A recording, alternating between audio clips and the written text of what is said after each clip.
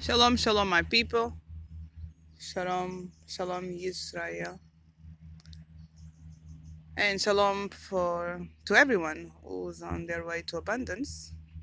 My name is Adaya, and I am on my way to abundance and prosperity. I'll rather put this image because this image is so much beautiful. This is just lovely. So I woke up 3 days ago and I found myself with 40 years old, 40. And I like numbers, and I like to relate the numbers with the Torah. I like to see the connection. So, and of course, I also look at my life and I see what's the connection between numbers and my life. So 40 years in Torah, just a quick reflection, reminds me 40 years of the time from when we left Egypt and before we go to the promised land. Those were 40 years. So, test, isn't it? Test comes into my mind. We need to be tested. When we left Egypt with so many things embedded in our body, so many bad cultures, so many negative thinking, we left Egypt contaminated of uncleanliness, unclean food. Our spirit was completely down. We were worshiping idols. We were in bad shape.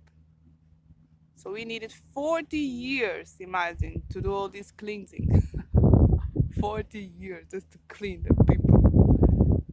Clean the people. So, and even though not all of us could go into the promised land, as we know. So 40 years test, endurance, cleanliness, it's also a purifying period, because with that test, the Most High could select the ones who were really ready to go into the promised land. Number 40. Yeah. Oh, I love these noises. Um, remember when Moses had to go to collect the commandments? It was 40 days and 40 nights. 40 days and 40 nights that he had to, that Moshe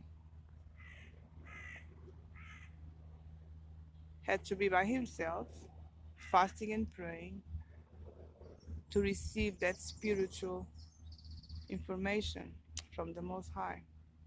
40 days and 40 nights. Okay, another test.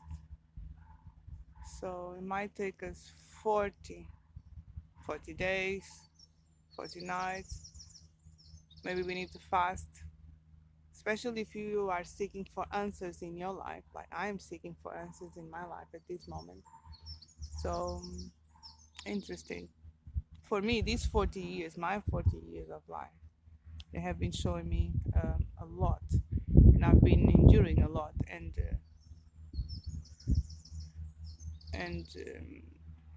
those moments, they were all teaching moments for me.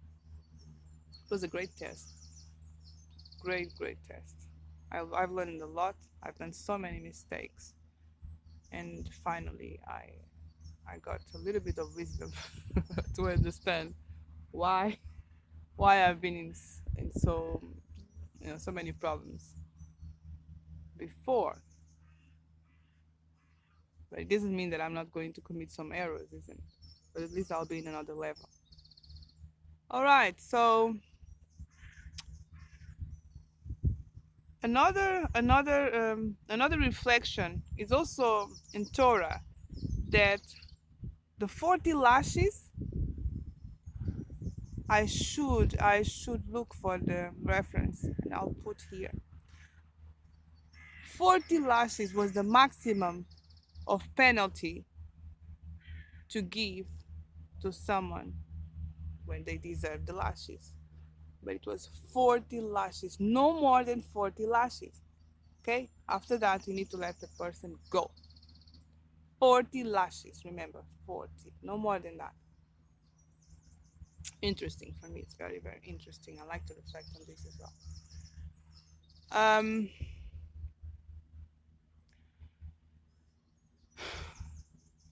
40 times 10, 400. Okay. 40 years, 10 commandments. 40 times 10, 400 years. 400 years is the time that was given to our father Abraham by the Most High, while Abraham was having a nightmare. He was having a heavy dream, and the Most High told him, for a surety, your people will be enslaved for 400 years. But after that period, we would live with great abundance and prosperity. And I'm not quoting because I don't have the reference here, I'm not quoting. But I know that after the 40 years period, we would be living with great possessions. So this is abundance and prosperity. So that's the time.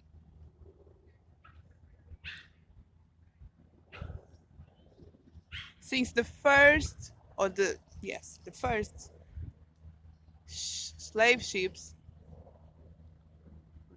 I'm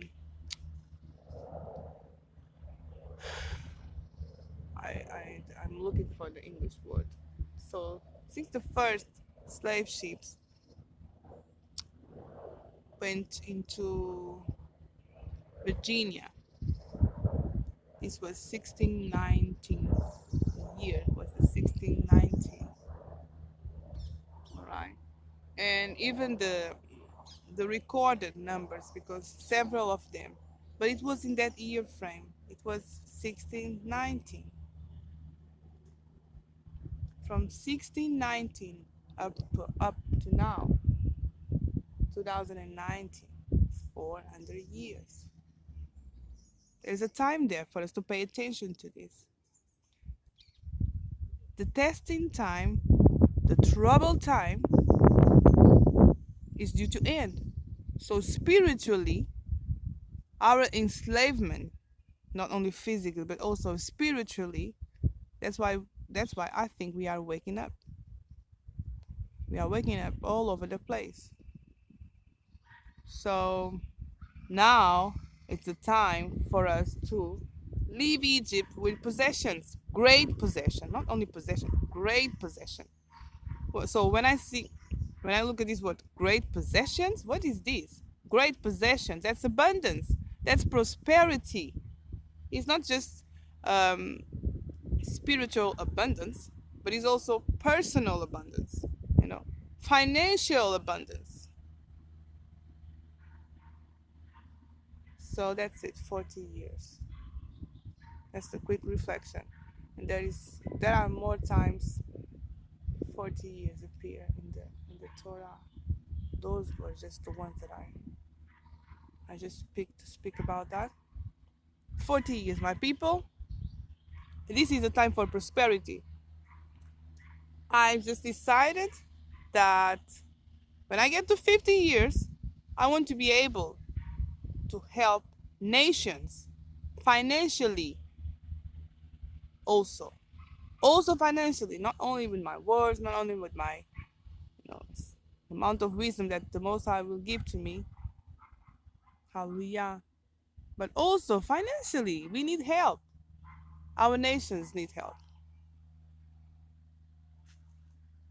Our people, we are in need.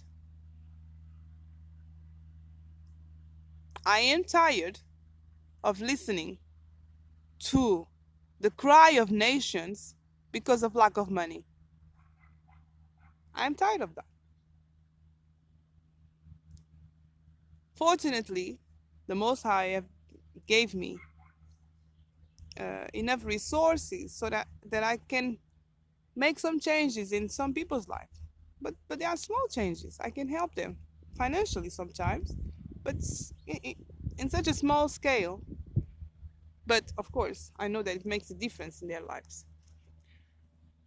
But my target now, when I reach 50 years old, with the Most High's permission, I want to be able to be in the position of helping a nation, our nation, and make a difference.